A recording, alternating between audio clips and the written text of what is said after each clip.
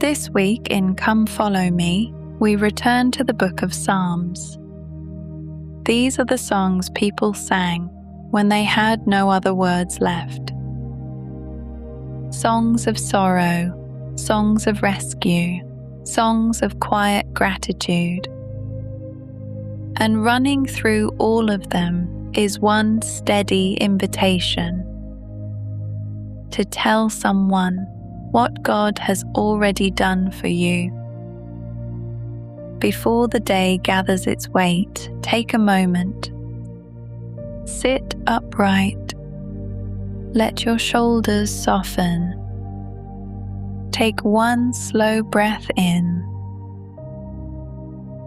and let it go.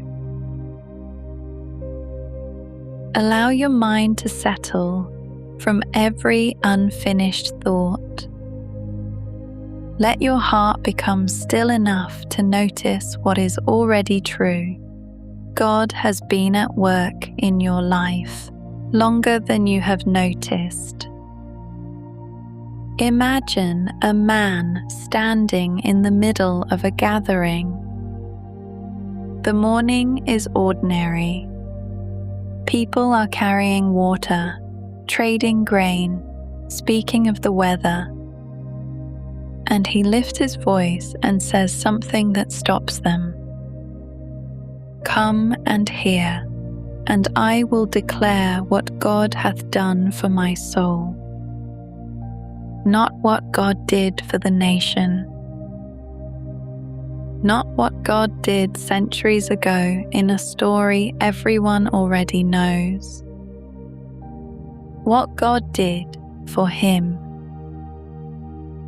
And notice what he does not say. He does not say his life became easy. Just a few lines earlier, he had spoken of fire and water, of heavy burdens laid across his back. He does not pretend those things away. He simply testifies that he was not left in them. That is what a testimony is. Not proof that the hard thing never happened. Proof that God was there while it did. And notice too how he invites them. He does not argue. He does not press or corner or insist. He says, come and see the works of God. Come and see. It is the gentlest invitation in all of Scripture and one of the most powerful. Because a person can debate your reasoning. It is much harder to debate what God has actually done in your life. Now imagine an older voice further along the road. Psalm 71 is the prayer of someone who has grown grey. He says, Thou hast taught me from my youth, and even now I declare thy wondrous works. There is something tender in that. A whole lifetime of evidence gathered quietly. Deliverances no one else witnessed. Prayers answered so gently that only he knew they were answers. And he is still telling them. He says his mouth will speak of God's righteousness all the day long, not as a performance, as the natural overflow of a man who kept count. And perhaps you have kept count too without meaning to. The night the fear lifted, and you could not explain why. The words that came when you had nothing prepared. The door that closed, and later you understood. The person who arrived on the exact day you needed them. those are not small. Those are the works of God in your own life.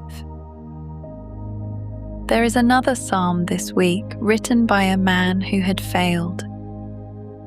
David wrote Psalm 51 in the lowest hour he ever knew.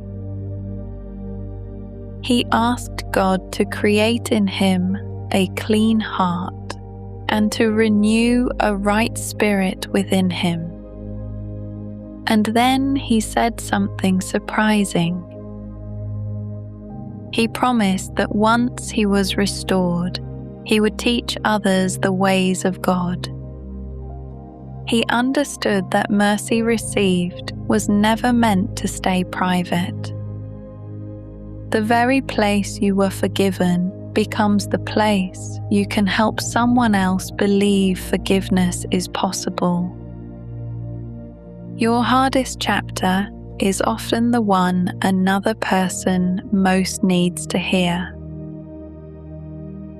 There is one more voice in these songs, and it teaches us how to begin.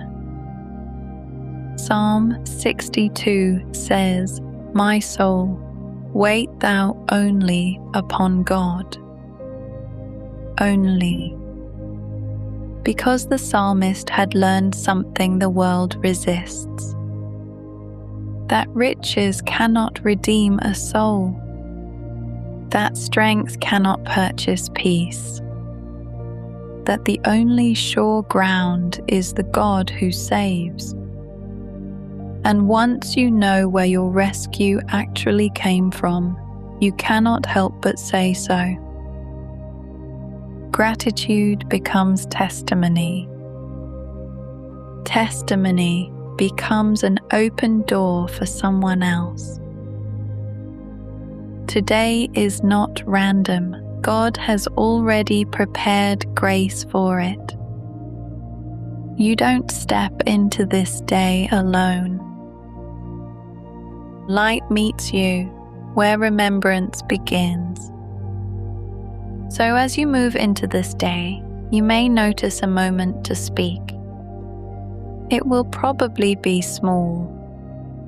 A friend who says the week has been heavy. A child who asks a question at the wrong time. A co-worker who is quieter than usual. You are not asked to explain everything about God. You are invited to say one true thing about what He has done for you. That is enough to open a door. And you may notice something else as the day goes on. Declaring what God has done strengthens the one declaring it. Every time you say it, you believe it a little more deeply yourself. Begin this morning by remembering one rescue before you begin anything else. Name it quietly. Thank Him for it out loud if you can.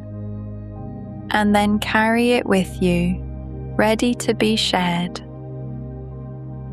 What you offer in gratitude, God multiplies into light for someone else.